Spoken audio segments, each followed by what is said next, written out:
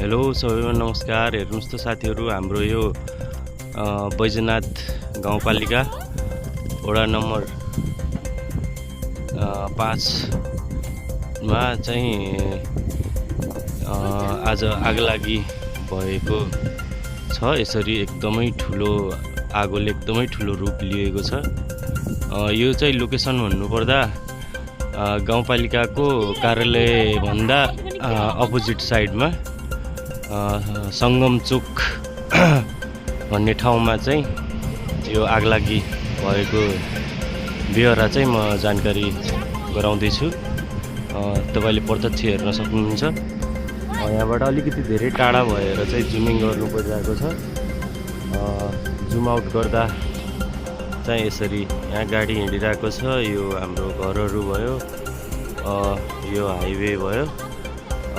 हाइवेदेखि साइडमा चाहिँ यहाँनिर एकदमै ठुलो मात्रामा आगोले भेटिसकेको छ, हेर्न सक्नुहुन्छ।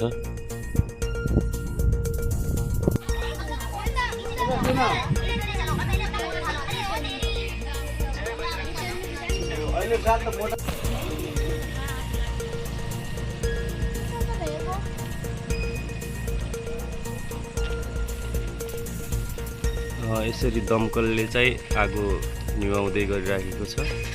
आगोमा लगभग 90% चाहिँ 90% आगो नियन्त्रणमा आइसकेको छ।